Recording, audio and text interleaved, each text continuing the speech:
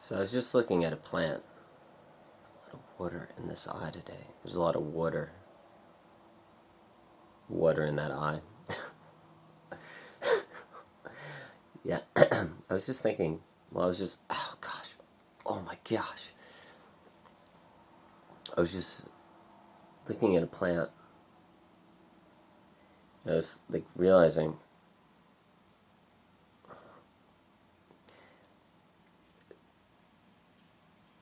that it's so important to just be in the present moment without thought, really. And stay away from people that try to cause unneeded drama in your life, you know? I mean, our lives are so difficult as it is. You know, if you have like borderline personality disorder, bipolar, complex PTSD, schizophrenia, clinical depression, suicidal depression, mania, or if you're in a manic state, your life is already so difficult as it is, or so complex as it is. You know, sometimes it's better to not be around people that like cause a lot of drama in your life, or distance yourself from that.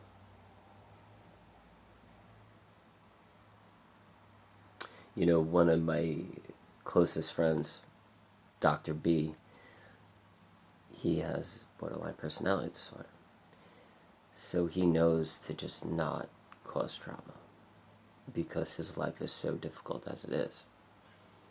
He also has severe complex PTSD. So, like, when I spend time with him, he lives with me. When I spend time with him, like, we focus on all things but drama. And he's a very calming presence in my life.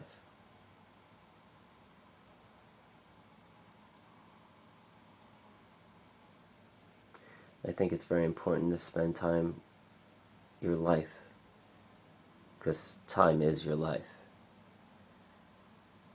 around people that don't cause problems, or unneeded problems, or problems that do not exist, or worrying about things that are not existing yet. I was talking to my buddy Dr. S last night, and somebody very close to him just got a terminal illness.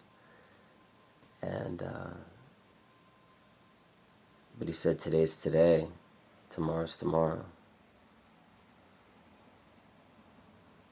Pretty much, you know, we'll figure this out as it goes, or, you know, we'll cross that bridge as it gets here.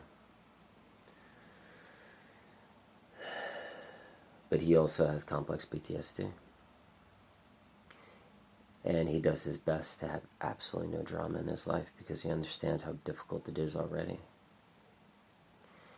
And he's also a very calming person to have around. And I think that if you have these illnesses, any form of mental illness or personality disorder that I always talk about, you know, that I mentioned earlier in the video, it's so important for you to find yourself around like calm, peaceful, loving people. And if they're not calm and peaceful or loving people, then they're just going to make your life very, very much more difficult.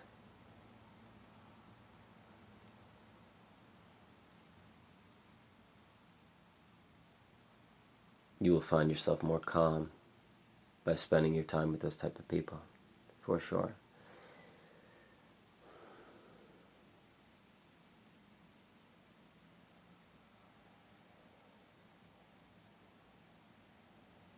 You'll find yourself more present because you won't have people coming at you, creating problems. Because essentially there is really no problems. All you need is shelter.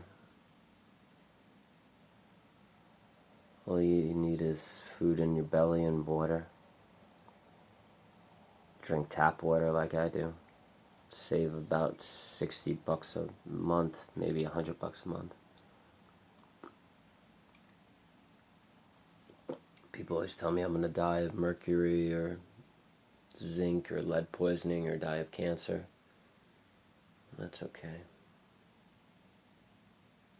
It's better than worrying about money all the time. If I get cancer, I'm not going to get chemo or anything like that. I'm just going to die naturally. Just look at the sun every morning. Sunrise, like I'm doing right now. Orange coming through the trees.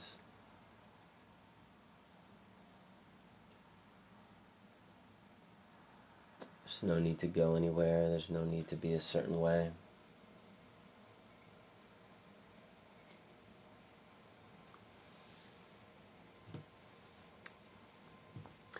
And I feel like when you surround yourself around people that are just as peaceful as you are, you could reach those stages more often where you stop worrying about things. You stop creating things in the mind. You stop thinking. Where your thinking slows down to the point where you realize that all the things that you used to worry about or think about it pretty much mean nothing.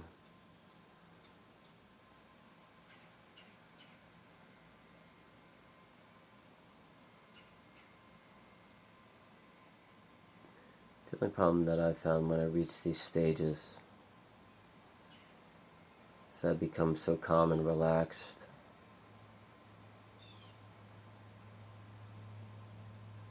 Well, not necessarily these stages. When I find myself happy, I feel like predators are more drawn to me. Because I don't have proper awareness. When I'm in these states, these present moment states, I have complete awareness of all things around me.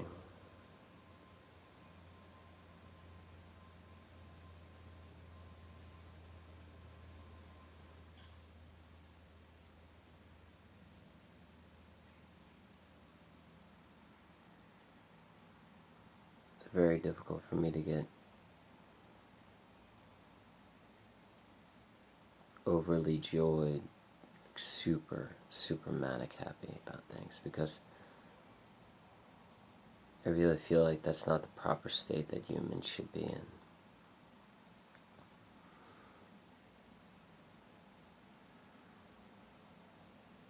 And it's nice to laugh. You know, even before I filmed this video, I was dancing around to this King and Country song called Joy. I don't really know any of their other songs, but I really do like that song.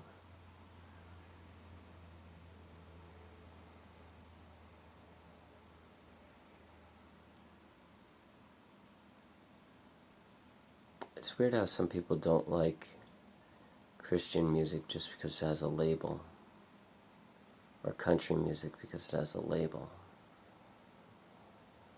You know, when you hear people talking, they're like, I like all music but country music. People limit themselves just because a song comes from a category or a group.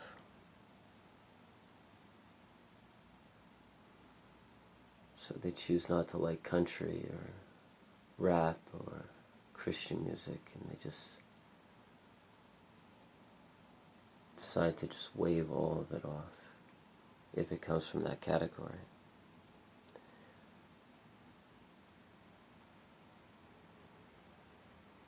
But there are beautiful songs in those categories.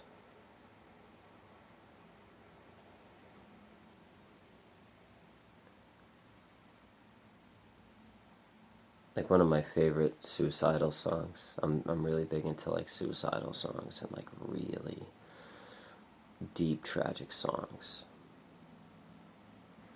It's a Brad Paisley song. It's called Whiskey Lullaby. That song, man. The first time I ever heard that song, I was like, holy crap, man. That bird agreed with me on that one.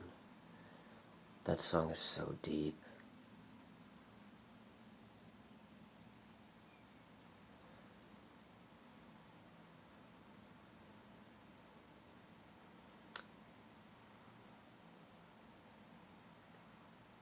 I don't think we should ever reject things.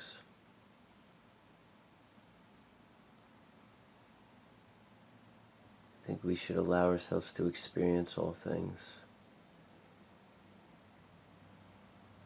You know, if you go through life rejecting things just because you think that the majority of the things in that group are not good or evil or essentially not you, you can miss out on a lot of beautiful things in this world.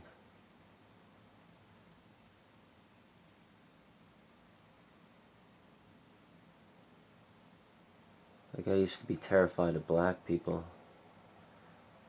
because when I was growing up, I lived in a pretty bad area, and I went to a school with a lot of black people, and I got beat up by this one black kid pretty much every day. When I was in, I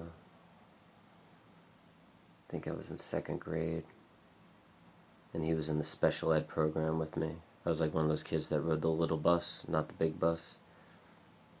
Like tremendous learning, special needs problems, and they pretty much all already claimed me to be bipolar by the time I was like 6 or 7.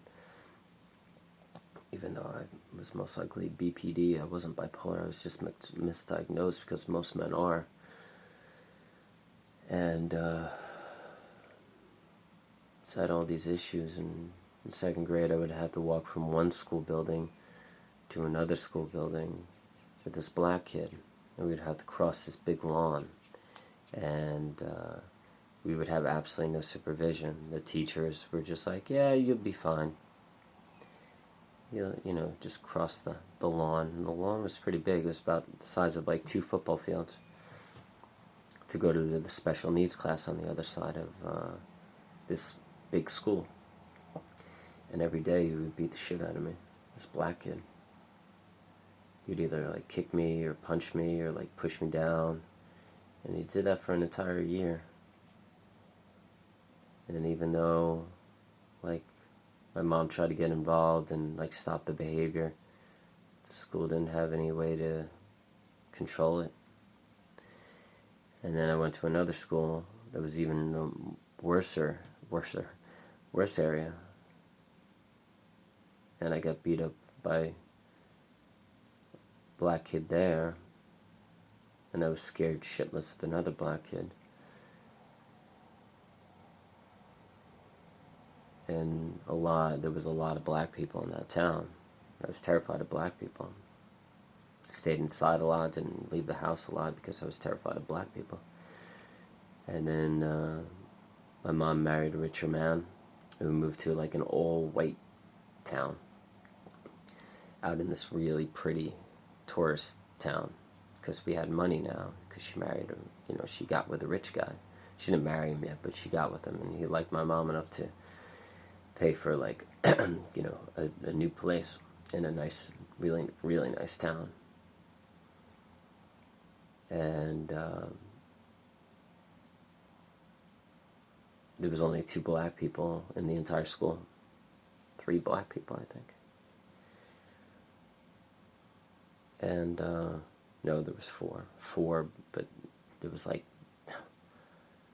700 students, and out of the 700 students there was only 4 black kids, and the 4 black kids were super, super fucking nice. You know, they were beautiful people. So, you know, I didn't really consider them black people, you know, because there was no threat, there was no whatever.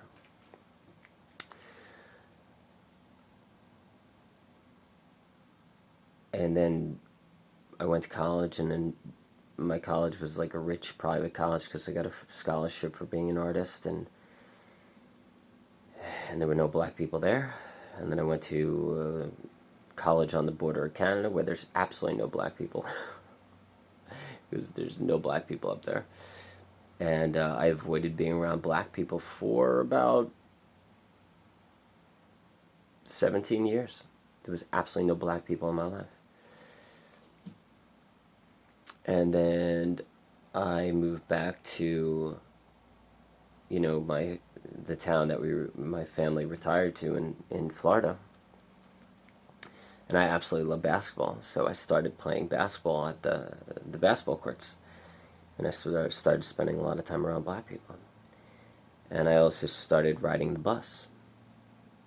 And I started spending a lot of time talking to black people, especially older black people, like old black men, old black women. My bus drivers are black. And now I absolutely love black people. Which is really interesting, because I went from being scared shitless of black people because of my childhood, and now, 27 years later,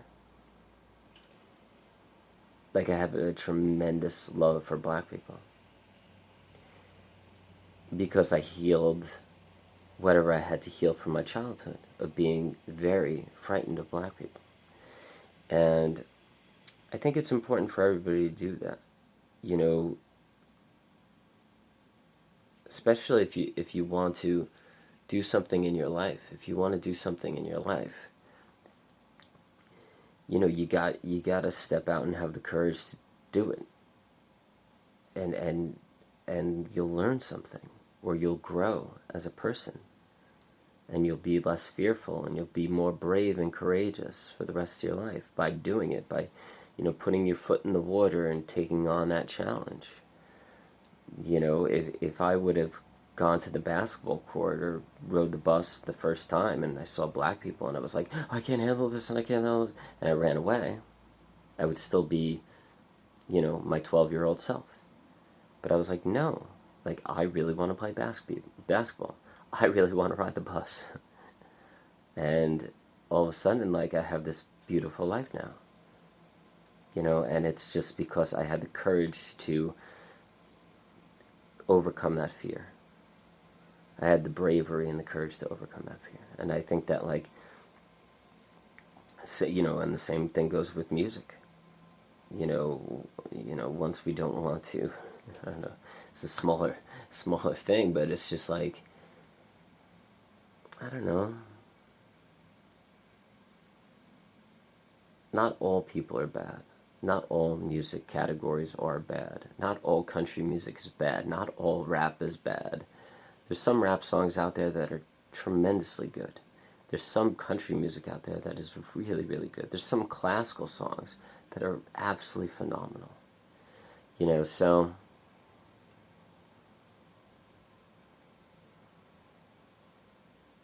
I guess the moral of this video is to just give things a try.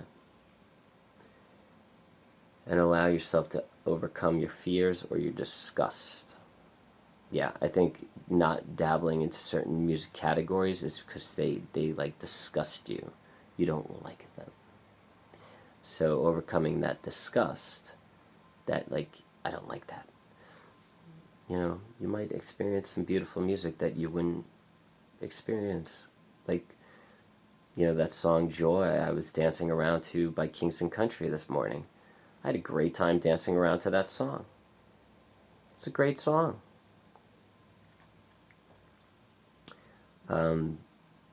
So everybody, I hope you're having a great day. I hope you're doing beautiful things. This is my 11th day without drinking beer and or apple cider, because those are pretty much the only two things I drink.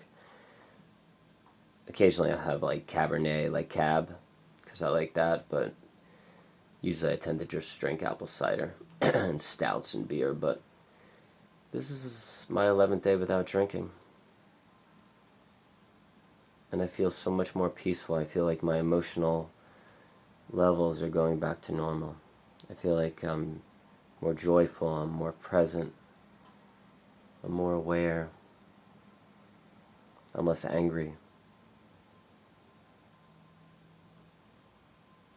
Before the virus, I didn't drink at all.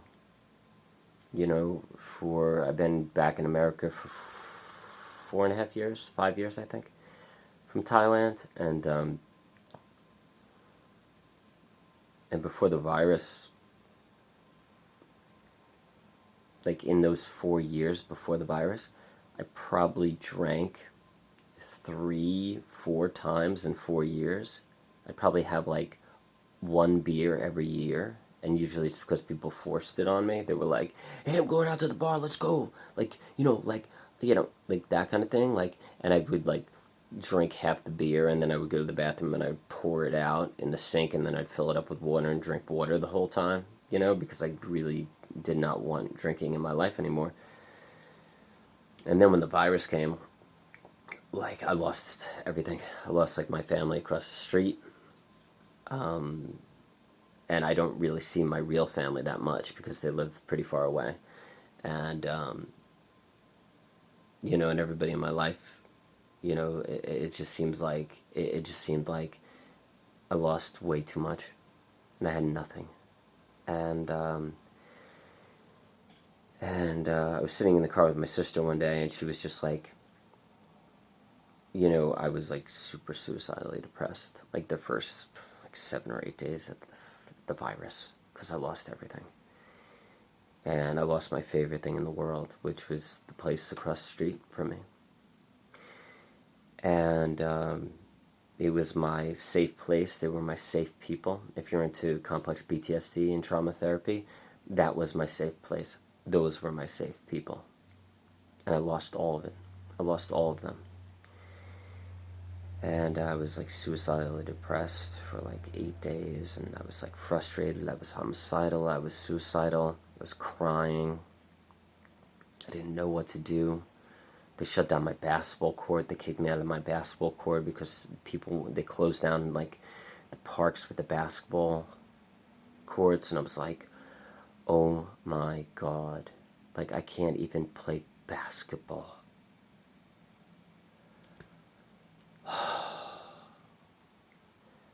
And I remember my sister, like, she started getting worried about me because like I was suicidal. And usually I don't let my family know that I'm suicidal because I'm suicidal so often, but she could tell, just by my messages and, that kind of thing. So she found out where I was and she picked me up. And we went to Walmart. We were in the parking lot of Walmart. There was this big rainstorm. So we were in the car for like 5 minutes waiting for the rain to stop. And she said, Joe, whatever you have to do to get through this virus, like, whatever you have to do, you just have to do it. And then she said she was listening to this program or reading this article, and it was about how it was kind of comical, and they were like, yeah, during the virus, I'm going to do 500 push-ups a day and, like, lose weight and all this other stuff. But then the article was like 5 days later, kind of like a SpongeBob thing. And the article pretty much stated, it had the guy that was like, I'm going to do 500 push-ups a day and jog and lose weight. 5 days later, he was at his, like, kitchen table, and he was pouring beer into his Cheerios, into his cereal. And my sister was like, you're just going to have to get to the point where you have to realize that you're just going to have to pour beer into your Cheerios.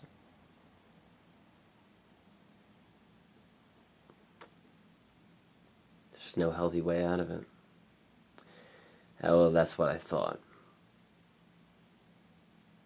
But now I'm starting to realize that, like, you really have to kind of do it on your own. And it's a blessing, I believe. I really believe it's a blessing if you choose to live the correct way. Don't jump on Netflix. Don't, like, spend that much time on YouTube. Don't spend your time around hurtful or harmful people. Spend your time around like people that are positive and drama free and that are kind and loving. Get proper sleep, eat healthy food, try to stay away from drugs and alcohol, and spend time in solitude and go through the difficult things. Like, I had a breakdown because I started drinking a lot. Like, I went to my sister's house. I only had like 3 beers that day, but it's still, like, for that birthday party that I was talking about, like in video 64 or something like that, I went on a boat with my buddies. I had about 3 beers, which is really nothing.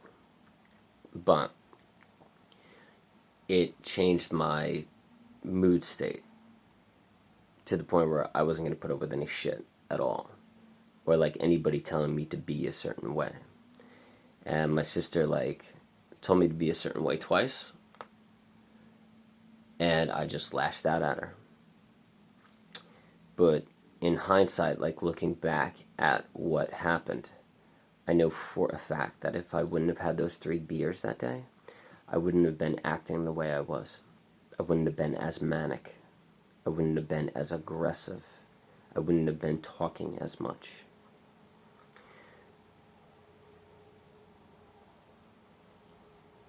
So I really do believe that alcohol will definitely ruin most of your relationships with the people around you, because it often does, depending on your addiction levels. Like mine. Like, I'm a big addict for sure. I love drinking way too much, and it affects my mood way too much. But it's also a blessing that I destroyed my relationship with my sister and my mother, because I think those relationships needed to be destroyed, because I think that they were both very unhealthy.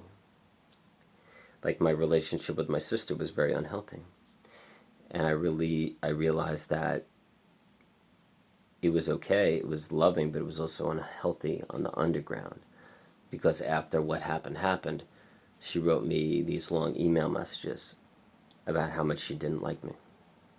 And it was very clear that she really did not like me. And I didn't know how much she did not like me. So I was like, holy shit, I'm glad what happened at that birthday party, me lashing out at her, happened, because now I realize that she does not like me. And now, with that in the back of my mind, I could, keep my distance more. And we could grow more as people. And our relationship could get stronger, because we never had the hard conversation. I never realized how much she hated me. Now I do. So I could build on that in the future. Be like, okay, well, how could we get past that hatred of her towards me? That dislike. I'll just say dislike. So it was a good thing that it happened. It needed to be repaired. So it needed to be taken down, needed to be destroyed, and then it needed to be repaired. Sometimes things have to happen that way. My mother, we have a very Oedipal Freudian relationship, because there wasn't really any loving man in the picture when I was growing up, or ever, for that matter. Ever. She's never had a loving man in her life. Her father, her first husband, her second husband, none of them were loving. They were all controlling, abusive, or whatever the hell they were. So, like, I was the only solid foundation in her life as far as, like, a man. So, and I'm also very kind and loving in her direction throughout the lifespan. We've had our ups and downs, because I'm borderline personality disorder, and I've told her I've wanted to kill her like a million times.